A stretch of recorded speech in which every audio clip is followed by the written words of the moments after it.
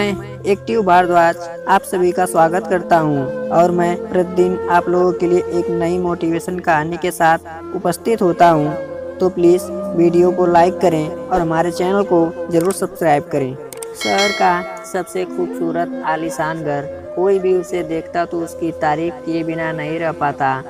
एक बार घर का मालिक किसी काम से कुछ दिनों के लिए शहर से बाहर चला गया। कुछ दिनों बाद जब वह वापस लौटा तो देखा कि उसके मकान से धुआं उठ रहा है। करीब जाने पर उसे घर से आग की लपटें उठती हुई दिखाई पड़ी। उसका खूबसूरत घर जल रहा था। वहाँ तमाशबीनों की भीड़ जमा थी जो उस घर के जलने का तमाशा देख रही थी। अपने खूबसूरत घर को अपनी आंखों के सामने जलता हुए देख वह व्यक्ति चिंता में पड़ गया। उसे समझ नहीं आ रहा था कि अब क्या करे, कैसे अपने घर को जलने से बचाए। वह लोगों से मदद की गुहार लगाने लगा कि वे किसी भी तरह उसके घर को जलने से बचा लें। उसी समय उसका बड़ा बेटा वहाँ आया और बोला, पिताजी घबराइए मत, सब ठीक हो जाएगा। इस बात पर कुछ नाराज होते हुए पिता बोले, कैसे न घबराऊं, मेरा इतना खूबसूरत घर जल रहा है। बेटे ने उत्तर दिया, पिताजी माफ़ कीजिएगा, एक बात मैं आपको अब तक बता नहीं पाया था।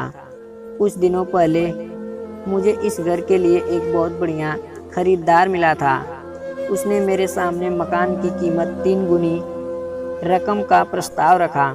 सौदा इतना अच्छा था कि मैं इनकार नहीं कर पाया और मैंने आपको बिना बताए सौदा तय कर लिया। ये सुनकर पिताजी की जान में जान आई। उन्होंने राहत की सांस ली और आराम से खड़े हो गए, जैसे सब कुछ ठीक हो गया हो।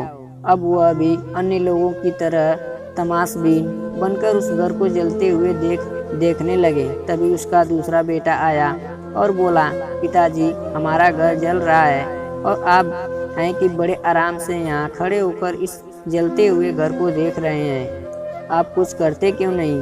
बेटा, चिंता की बात नहीं है, तुम्हारे बड़े भाई ने ये घर बहुत अच्छे दाम पर बेच दिया है। अब ये हमारा नहीं रहा, इसलिए अब कोई फर्क नहीं पड़ता।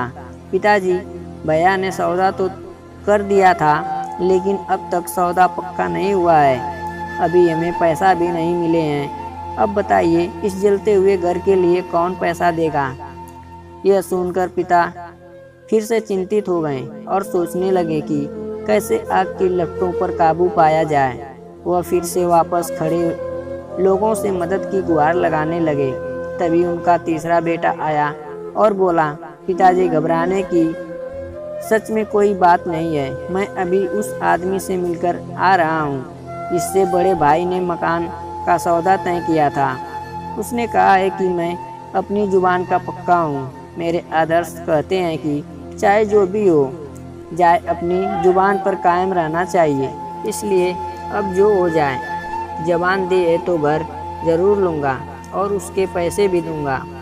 पिता फिर से चिंता मुक्त हो गए और घर को जलते हुए देखने लगे।